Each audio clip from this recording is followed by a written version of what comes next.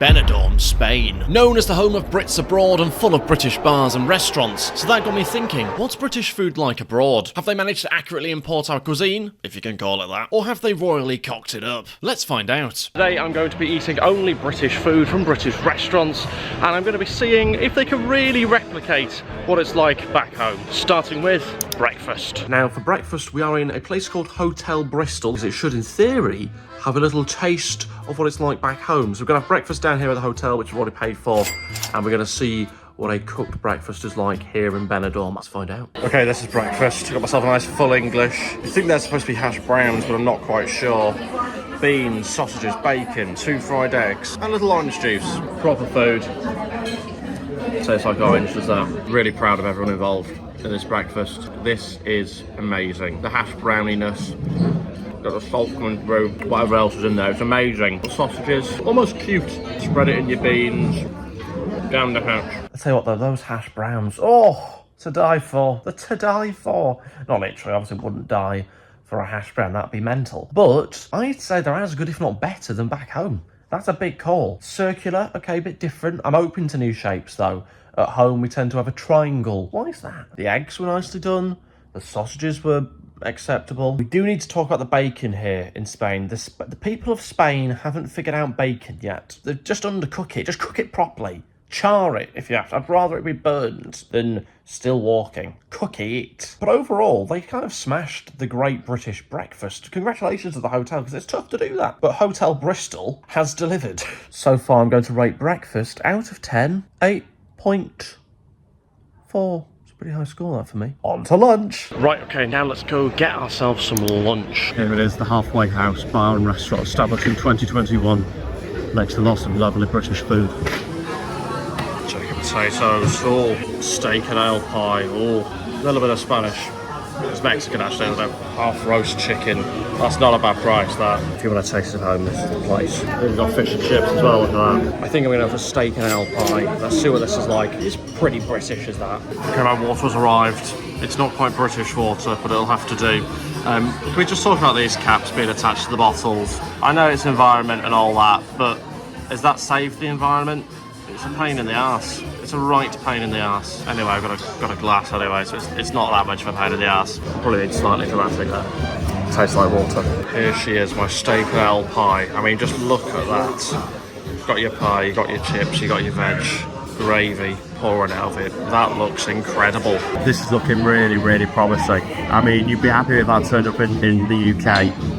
We're in Spain here. They're producing it on this level, on the big stage. Let's dig in, let's see what it actually tastes like.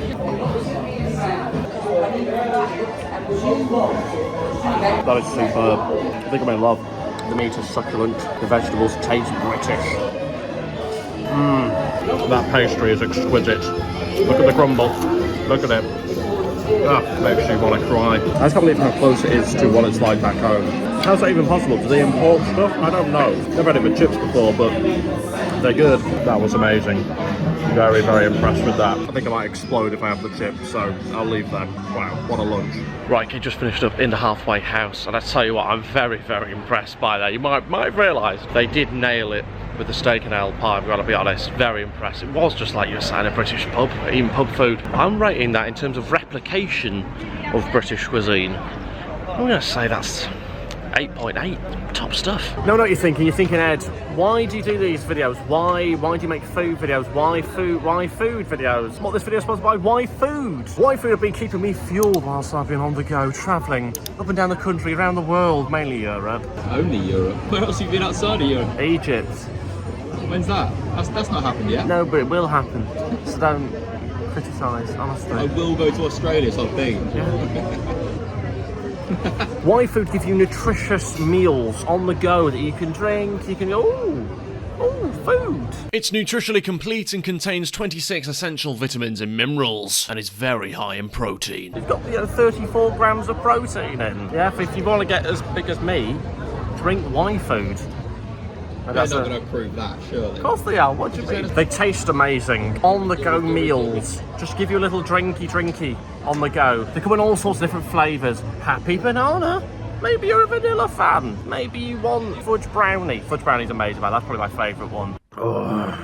That's good. There's also a nice coffee one, which is incredible as well. Drink it, try it. So if you want to get your hands on some Y-Food, click my link in the description below and just use the code Chapman-YouTube. That's the ass of the video. Right, up next, what we're going to do is we're going to have a little snack before dinner, as you sometimes do. I think people do that, don't they? So let's pop to the shops, let's go find ourselves a little British snack, or just something that we recognise and have in Britain. It might not actually be British. Don't bother putting in the comments, oh, this is technically American, or we just something that we recognise in Britain, okay? Right, just got back to the room, pop to the shops on the way here, because I think it's very important when you go to a new country, blend into the culture, try different cuisines, try different foods. So I've got myself a Spanish Kit Kat. Not just one Spanish Kit Kat though, it's a packet. It's a thick Spanish Kit Kat. And I'm assuming it's not a thick Spanish Kit Kat, I'm assuming it's multiple. So we are going to have a little taste test. Does it taste the same as in Britain? So you get three Kit Kats. You won't get this in Britain. This is Spain for you, specifically BENIDORM. What does it taste like? Tastes like a Kit Kat. Well, does it? More succulent texture, lighter on the chocolate, but full of flakiness internally. Got a good break, got a lower melting point, I'd argue. Chocolate's starting to melt. Overall, 7.2. I'd like to see more chocolate on it though, if I'm being picky. Spain haven't tampered with a winning formula. I respect that. Tell you what, that Kit Kat tastes exactly the same as a normal Kit Kat. On to dinner! Otherwise known as tea up north, but whatever. Let's get on with it. Right, so now we're going to go and have some dinner, and we are going to go to a place called The Crown, a very British name for a pub. It also serves food though, obviously that's why we go in. It's only got one review on Google, and it's 5-star, and it's from a guy called Steve Mason, whose profile picture is just him with a pint in hand, which I love that. 2 months ago, he's given it a 5-star review. He said great food and even better staff. He's given the food a 5, service 5, atmosphere 3. Lacking in the atmosphere, unfortunately, but we'll see about that, Steve. Maybe we'll add to the atmosphere. Yeah, good food, bad vibe. Yeah, let's go eat. Here's I think a German restaurant or something. I've also seen a Belgian restaurant whilst I've been here. Brits haven't quite taken over here is what I'm trying to say. Like, yes, there's lots of British people here, but there's other stuff and other people going on as well.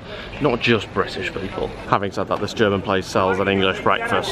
So, okay, maybe we have taken over a little bit. Here it is, with live sport. And hopefully some food. British food and drink, The Crown. Let's pop in.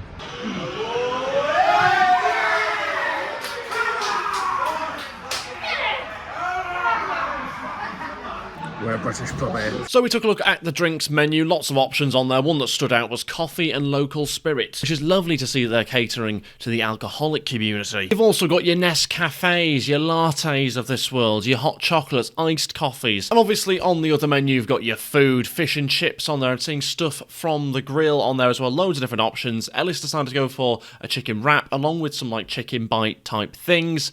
And of course I decided to go for scampi, chips and peas. Don't usually have scampi that often, so I thought I'd roll the dice a little bit on this. £10.20 it cost us in British money. And you know what? I was pleasantly surprised. These chips have got a slight curvature to them. God knows why, I've got no idea. But I tell you what, they taste lovely. It was like being back at home. This isn't fancy food, but it does the trick. Same with a scampi. Look at the smile on that face. That's really, really good. I'm very impressed. Fantastic batter. Great chips. Peas are phenomenal. I mean, it really did remind me of home. It reminded me of the freezer section of my fridge. And let me tell you, in a good way this is not a criticism. It was a homely feel, home-cooked vibe to it. And it really did give me a taste of what it was like to be back in Britain, eating good old British food that we all know and love. The chips, the peas, the scampi all came together and it resulted in a clean plate. Right, just finished up in The Crown, and do you know what? I was going in there expecting it to not be very good, to be honest, given how it looked on the outside. I thought it's probably going to be a bit questionable. But I got in there, and do you know what? I was pleasantly surprised. Pleasantly surprised by that. It just does the job. It's like being round at your nan's house or whatever, isn't it? And it's like, yeah, she's not going to win any awards, but it's good. Like, it's good, hearty, nice food. And the staff were very friendly. It was basically just people sat watching the football, having a drink for the most part, but we had some food, we sat inside. And you know what, it was just a good atmosphere, friendly staff. You know, the food did the job. I'd say the food wasn't a 5 out of 5, I'd say 4. Atmosphere, I'd say 4. I'd say staff 5. Did you enjoy it? Yeah, decent. Just what you expected. The lady was quite nice. Really nice until Lovely people. lovely woman. Talkative. Good. Yeah. From Too talkative or? no, not too No, talkative. a good amount actually. Good amount. The perfect amount. She knew when to stop, is what we're saying. And that woman these days tend not to. Oh, that's horrible for you. He said his true colours. No, I just want to make a joke. Oh, cancel him. So yeah, look, it turns out British food can be made abroad. We have a cuisine which is easily replicable. It does help that there is from British people, to be fair. I was pleasantly surprised how it was just exactly the same as at home. I was expecting it to be like a bad knockoff or a little bit cheaper or whatever. Just what you'd expect to get in a British pub, with just a little bit of sun. I mean, it's not exactly sunny. Pretty much the same. I'd say the likeness in that place, probably 7.9. And it turns out it is actually quite easy to replicate British food here in Benidorm. Who'd have thought it?